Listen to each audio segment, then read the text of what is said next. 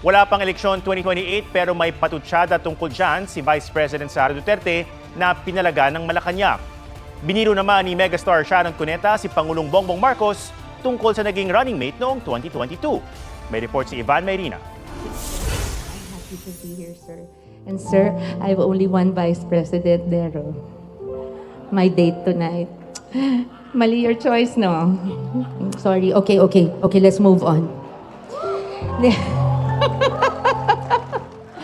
Usap-usapan ang sinabing yan ni Sharon Cuneta sa gala kagabi sa Intramuros para kilalanin ng mga Pilipinong may malaki ambag sa arts at entertainment.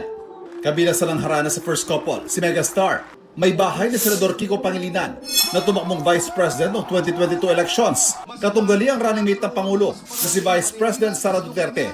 Sa tingin nga ba ng Pangulo ay nagkamali siya sa pagpili ng running mate? Kung yun po ang opinyon ni Ate Shawi, ni Ms. Sharon Cuneta, at malamang karamihan sa ating mga kababayan, ay yan din po ang nararamdaman. So, opinion po yun ni Ms. Sharon Cuneta, at nakita po natin na napangiti lamang ang ating Pangulo. Hinihinga namin ng reaksyon tungkol dito si Vice President Duterte.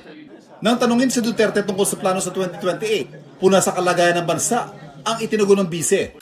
Meron pa bang Pilipinas na pag-uusapan sa taong 2028? Lubog na tayo sa basura, sa baha, sa lahat ng economic indicators, kahit sa korupsyon, lubog na tayo. So, yun yung ikinakatakot ko na baka isang araw magising na lang tayo, wala nang maayos na gobyerno, magulo na ang bayan.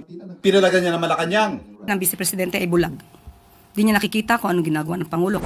Sa pinakahuling survey ng social weather stations, nakakuha si Duterte ng plus 28 net satisfaction rating.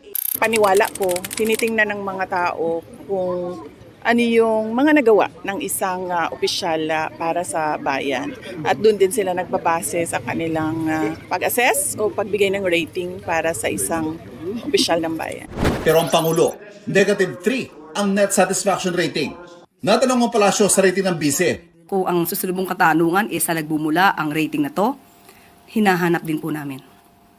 Dahil kahit ano po maging numero dyan, ang katotohanan na ang Pangulo ang siyang nagtatrabaho at ang ilan ay nagbabakasyon lamang ay hindi po maaaring pasinungalingan ni naman.